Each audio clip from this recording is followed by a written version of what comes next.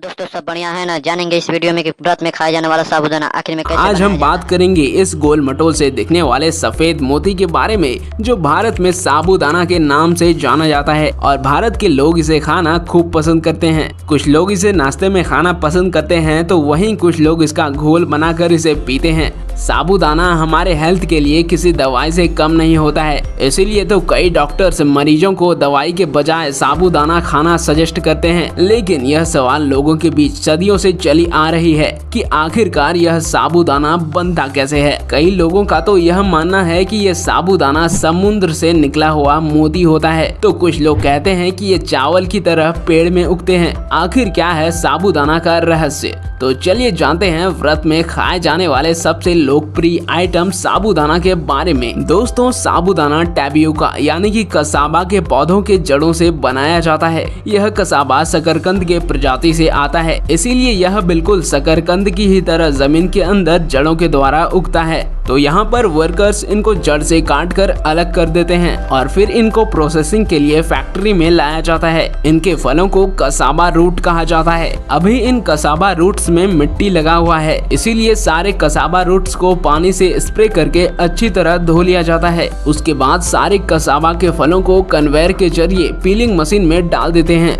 ये piling machine कसाबा के फलों से छिलकों को निकाल देती है। निकलने के बाद फिर से इनको पानी से साफ किया जाता है, जिससे उन पर मौजूद थोड़े मोड़े गंदगी भी साफ हो जाते हैं। यहाँ पर सारे काम मशीनों द्वारा ही किया जाता है। धो लेने के बाद इनका रंग बिल्कुल दूधिया सफेद हो जाता है और कई इलाकों में तो ये सब काम हाथों से भी किया जाता है।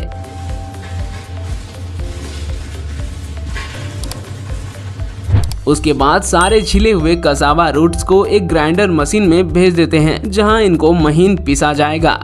ग्राइंड करते समय इनमें खास तरह के केमिकल्स को भी मिलाया जाता है। ग्राइंड होने के बाद ये दूधिया रंग के गाढ़े थक्के के रूप में जमा हो जाता है। इसके पेस्ट में स्टार्च और फाइबर भारी मात्रा में मौजूद होता है, जो कि हमारे हेल्थ के लिए अच्छा नहीं होता है। इसीलिए उनसे सारे शुद्ध स्टार्च और फाइबर को फिल्टरों की मदद से अलग कर लिया जाता है, या कहे तो रिफाइन कर लिया जाता है। रिफाइन का प्रोसेस कंप्लीट होने के बाद अब उनमें जो पानी बचा हुआ होता है उसे नाली के द्वारा बाहर निकाल दिया जाता है।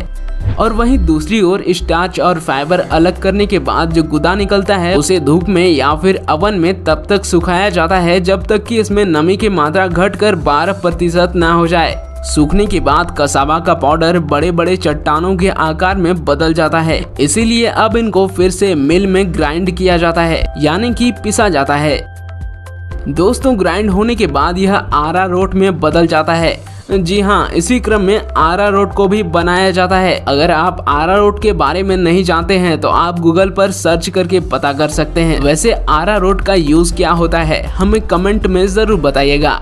तो अब अंतिम चरण में आरा रोट को साबूदाना का आकार दिया जाएगा, जिसके लिए आरा रोट को इस मशीन में डाल दिया जाता है। ये मशीन सारे आरा रोट को 1 mm से 7 mm के गोलाकार में बदल देता है। तो भैया जी, कुछ ऐसे ही तैयार हो जाता है साबूदाना। दोस्तों, अब साबूदाना को अलग अलग क्वांटिटी के मुताबिक रंग बिरंगे पैकेट में पैक कर दिया जाता है, जिसके बाद ये मार्केट में जाने के लिए पूरी तरह से तैयार है।